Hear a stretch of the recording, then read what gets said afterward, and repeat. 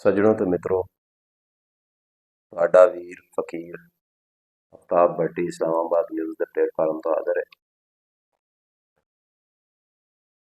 ਕਹਿੰਦੇ ਨਾ ਕਿ ਗੱਲਾਂ ਗੱਲਾਂ ਦੀਆਂ ਭੈਣਾਂ ਹੁੰਦੀਆਂ ਨੇ ਤੇ ਗੱਲਾਂ ਗੱਲਾਂ ਵਿੱਚੋਂ ਨਿਕਲਦੀਆਂ ਨੇ ਤੇ ਗੱਲਾਂ ਹੀ ਅਸਲ ਦੇ ਵਿੱਚ ਹਰ ਚੀਜ਼ ਦਾ ਹੱਲ ਹੁੰਦੀਆਂ ਨੇ। ਅੱਜ ਮੈਂ ਵੀ ਤੁਹਾਡੇ ਨਾਲ ਕੁਝ ਗੱਲਾਂ ਕਰਨੀਆਂ ਨੇ। ਪਹਿਲੀ ਗੱਲ ਤਾਂ ਇਹ ਹੈ ਕਿ ਅਗਰ ਚੈਨਲ ਨੂੰ ਸਬਸਕ੍ਰਾਈਬ ਨਹੀਂ ਕੀਤਾ ਤੇ ਉਹਨੂੰ ਸਬਸਕ੍ਰਾਈਬ ਕਰੋ। ਵੀਡੀਓ ਪਸੰਦ ਆਵੇ ਤੇ ਇਹਨੂੰ ਲਾਈਕ ਤੇ ਸ਼ੇਅਰ ਲਾਜ਼ਮੀ ਕਰੋ ਤੇ ਕਮੈਂਟ ਦੇ ਵਿੱਚ ਆਪਣੀ ਰਾਏ ਦਾ ਇਜ਼ਹਾਰ ਵੀ ਜ਼ਰੂਰ ਕਰੋ। ਤੇ ਆ ਜਾਓ ਫਿਰ ਗੱਲਾਂ ਕਰੀਏ। ਪਹਿਲੀ ਗੱਲ ਇਹ ਹੈ ਕਿ ਤੁਸੀਂ ਸੁਣਿਆ ਹੀ ਹੋਵੇਗਾ ਕਿ ਇਮਰਾਨ ਖਾਨ ਦਾ ਇੱਕ ਆਰਟੀਕਲ ਛਪਿਆ ਹੈ ਟੈਲੀਗ੍ਰਾਫ ਦੇ ਵਿੱਚ, ਉਹਦਾ ਬੜਾ ਰੌਲਾ ਪਿਆ ਹੈ ਤੇ ਉਹਦੇ ਵਿੱਚ ਖਾਨ ਸਾਹਿਬ ਨੇ ਜੋ ਲਿਖਿਆ ਹੈ,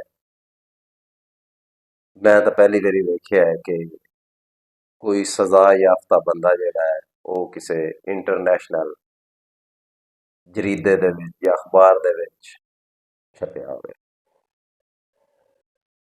ਤੇ ਟੈਲੀਗ੍ਰਾਫ ਦੇ ਵਿੱਚ ਜਿਹੜਾ ਆਰਟੀਕਲ ਛਪਿਆ ਹੈ ਖਾਨ ਸਾਹਿਬ ਦਾ, ਉਹਦੇ ਵਿੱਚ ਖਾਨ ਸਾਹਿਬ ਤਾਂ ਮੈਨੂੰ ਨਹੀਂ ਲੱਗਦਾ ਕਿ ਉਹ ਛਪਵਾ ਸਕਣ, ਲੇਕਿਨ ਇਹਦੇ ਵਿੱਚ ਮੈਨੂੰ ਪਤਾ ਨਹੀਂ ਇਹ ਜਦੋਂ ਆਰਟੀਕਲ ਛਪਿਆ ਉਸ ਤੋਂ ਬਾਅਦ ਮੇਰੇ ਦਿਮਾਗ ਦੇ ਵਿੱਚ ਡਾਕਟਰ ਇਸਰਾਰ ਕਿਉਂ ਆ ਗਿਆ, ਜਿਨੇ ਕਾਫੀ ਅਰਸਾ ਪਹਿਲੇ ਇੱਕ ਯਹੂਦੀ ਲਾਬੀ ਦੇ ਏਜੰਟ ਦੇ ਤੌਰ ਤੇ ਖਾਨ ਸਾਹਿਬ ਨੂੰ ਕਿਹਾ ਸੀ ਕਿ ਯਹੂਦੀ ਲਾਬੀ ਆਪਣਾ ਇੱਕ ਏਜੰਟ ਤਿਆਰ ਕਰ ਰਹੀ ਹੈ।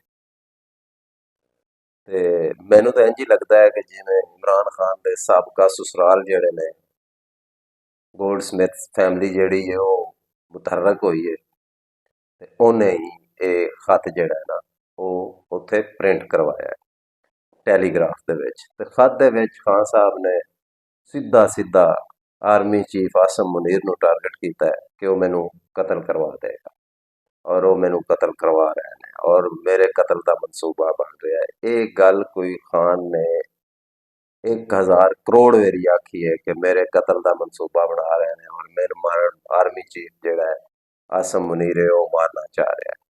ਤੇ ਤੁਹਾਨੂੰ ਪਤਾ ਹੈ ਨਾ ਕਿ ਖਾਨ ਸਾਹਿਬ ਜਿਹੜੇ ਨੇ ਉਹ ਕਿਸੇ ਸ਼ੈ ਨੂੰ ਨਹੀਂ ਮੰਨਦੇ, ਨਾ ਉਹ ਆਇਨ ਨੂੰ ਮੰਨਦੇ ਨੇ, ਨਾ ਉਹ ਜਮਹੂਰੀਅਤ ਨੂੰ ਮੰਨਦੇ ਨੇ, ਨਾ ਉਹ ਕਾਨੂੰਨ ਨੂੰ ਮੰਨਦੇ ਨੇ, ਨਾ ਉਹ ਕੋਈ ਗੱਲ ਨਹੀਂ ਮੰਨਦੇ। ਉਹ ਆਖਦੇ ਜੋ ਹੈ ਮੈਂ ਹੀ ਹਾਂ, ਬਾਕੀ ਸਭ ਫਾਰਗ ਨੇ।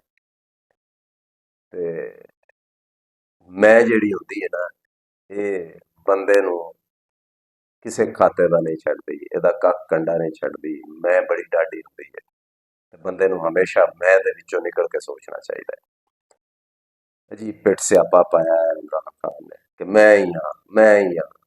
ਤੇ ਉਸ ਤੋਂ ਬਾਅਦ ਦੂਸਰੀ ਗੱਲ ਇਹ ਵੇ ਕਿ ਅੱਜ ਤਹਿਰੀਕ ਇਨਸਾਫ ਦੇ ਚੇਅਰਮੈਨ ਜਿਹੜੇ ਨੇ PTI ਦੇ ਬੈਰਿਸਟਰ ਗੌਰ ਸਾਹਿਬ, ਉਹਨਾਂ ਨੇ ਮੀਡੀਆ ਨਾਲ ਗੱਲਬਾਤ ਕੀਤੀ ਤੇ ਉਹਨਾਂ ਨੇ ਕਿਹਾ ਜੀ ਕਿ ਸਾਡੀ ਕੋਈ ਕਿਸੇ ਨਾਲ ਡੀਲ ਨਹੀਂ ਹੋ ਰਹੀ ਔਰ ਅਸੀਂ ਜਿਹੜਾ ਇਹ ਇੱਕ ਇਲਤਜਾ ਕਰਨੇ ਹਾਂ ਕਿ ਸਾਡੇ ਖਾਨ ਦੇ ਜਿਹੜੇ ਜਿੰਨੇ ਵੀ ਕੇਸ ਨੇ ਨਾ ਉਹਨਾਂ ਦੇ ਫੌਰੀ ਫੈਸਲੇ ਕੀਤੇ ਜਾਣ। ਜੋ ਮਰਜ਼ੀ ਫੈਸਲਾ ਕਰ ਦਿਓ ਲੇਕਿਨ ਫੌਰੀ ਕਰ ਦਿਓ।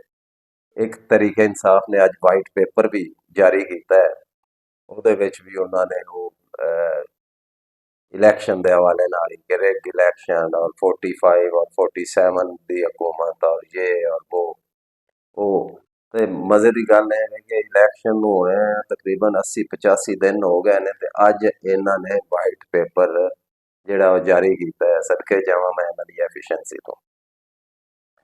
ਗੰਡਾਪੁਰ ਜੀ ਦਾ ਨਾਂ ਹੈ, ਤੁਹਾਨੂੰ ਪਤਾ ਹੋਵੇਗਾ ਕਿ ਉਹਦੇ ਤੇ ਇੱਕ ਕੇਸ ਬਣਿਆ ਸੀ ਸ਼ਰਾਬ ਦੀ ਬੋਤਲ ਦਾ ਤੇ ਅਸਲੇ ਦਾ, ਤੇ ਉਹ ਬਾਅਦ ਵਿੱਚ ਸ਼ਰਾਬ ਦੀ ਬੋਤਲ ਸ਼ਹਿਦ ਦੀ ਬੋਤਲ ਵਿੱਚ ਤਬਦੀਲ ਹੋ ਗਈ ਸੀ।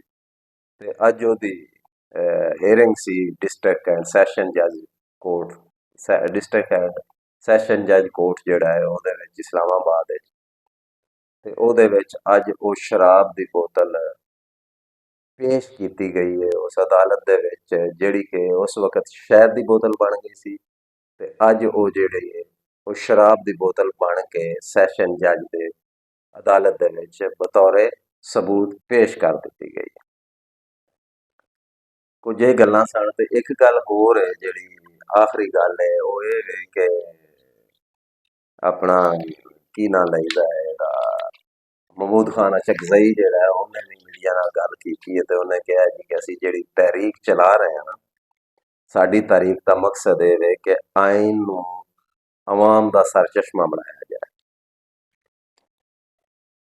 ਆਇਨ ਨੂੰ ਆਵਾਮ ਦਾ ਸਰਚਸ਼ਮਾ ਤਾਂ ਉਦੋਂ ਬਣਾਇਆ ਜਾਏ ਨਾ ਜਦੋਂ ਤੁਸੀਂ ਆਵਾਮ ਦੀ ਗੱਲ ਕਰੋ। ਇਹ ਹੁਣ ਵੇਖੋ ANP ਜਾਂ ਮੌਲਾਨਾ ਫਜ਼ਲੁਰ ਰਹਿਮਾਨ ਹੈ ਜਾਂ PTI ਹੈ। PTI ਤਾਂ ਤੁਹਾਨੂੰ ਪਤਾ ਹੈ ਸਿਰੇ ਤੋਂ ਪਾਰਲੀਮੈਂਟ ਦੇ ਵਿੱਚ ਹੈ ਹੀ ਨਹੀਂ, PTI ਦਾ ਵਜੂਦ ਹੀ ਨਹੀਂ, ਉਹ ਤਾਂ ਸੁੰਨੀ ਇਤਿਹਾਦ ਕੌਂਸਲ ਦੇ ਵਿੱਚ ਗਰਕ ਹੋ ਗਈ। ਤੇ ਦੂਜੀ ਗੱਲ ANP ਨੂੰ ਕੁਝ ਨਹੀਂ ਲੱਭਾ, ਹਿੱਸਾ ਨਹੀਂ ਲੱਭਾ ਪੂਰਾ, ਫਜ਼ਲੁਰ ਰਹਿਮਾਨ ਨੂੰ ਪੂਰਾ ਹਿੱਸਾ ਨਹੀਂ ਲੱਭਾ। ਤੇ ਹੁਣ ਇਹ ਤਹਿਰੀਕ ਜਿਹੜੀ ਹੈ ਉਹ ਚਲਾ ਰਹੇ ਨੇ ਕਿ ਜੀ ਆਇਨ ਜਿਹੜਾ ਹੈ ਉਹ ਬਾਲਾ ਦਸਤੇ ਤੇ ਇਹ ਹੈ ਤੇ ਉਹ ਹੈ। ਇਹ ਸਭ ਲੋਕ ਅਸਲ ਦੇ ਵਿੱਚ ਨਾ ਅਸੀਂ ਆਵਾਮ ਜਿਹੜੇ ਆ ਨਾ, ਅਸੀਂ ਲੋਕ ਜਿਹੜੇ ਆ ਨਾ, ਅਸੀਂ ਵੋਟਰ ਔਰ ਸਪੋਰਟਰ ਜਿਹੜੇ ਆ ਨਾ, ਅਸੀਂ ਹਰ ਵਾਰੀ ਇਹਨਾਂ ਦੇ ਝਾਂਸੇ 'ਚ ਆ ਜਾਂਦੇ ਹਾਂ।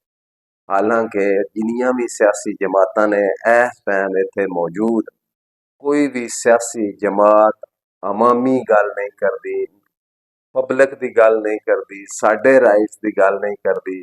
ਸਿਰਫ ਔਰ ਸਿਰਫ ਆਪਣੇ ਸਾਡੇ ਰਾਈਟਸ ਦੀ ਗੱਲ ਉਦੋਂ ਕਰਦੇ ਨੇ ਜਦੋਂ ਇਹਨਾਂ ਨੂੰ ਹਕੂਮਤਾਂ 'ਚੋਂ ਕੱਢ ਦਿੱਤਾ ਜਾਂਦਾ ਹੈ ਤੇ ਫਿਰ ਇਹ ਕਹਿੰਦੇ ਨੇ ਜੀ ਕਿ ਨਹੀਂ, ਆਵਾਮ ਤਾਕਤ ਦਾ ਸਰਚਸ਼ਮਾ ਹੈ ਔਰ ਆਇਨ ਤੇ ਅਮਲ ਨਹੀਂ ਹੋ ਰਿਹਾ। ਉਦੋਂ ਇਹਨਾਂ ਸਾਰਿਆਂ ਨੂੰ ਆਇਨ ਯਾਦ ਆ ਜਾਂਦਾ ਹੈ, ਆਇਨ ਦੀ ਬੇਹੁਰਮਤੀ ਵੀ ਯਾਦ ਆ ਜਾਂਦੀ ਹੈ ਔਰ ਆਇਨ ਦੀ ਫਿਰ ਇਹ ਪਾਸਦਾਰੀ ਵੀ ਸਾਰੇ ਕਰਨ ਲੱਗ ਪਾਉਂਦੇ ਨੇ। ਉਹ ਇਸ ਵਾਸਤੇ ਕਿ ਇਹਨਾਂ ਵਿਚਾਰਿਆਂ ਨੂੰ ਪੂਰਾ ਹਿੱਸਾ ਨਹੀਂ ਲੱਗਦਾ।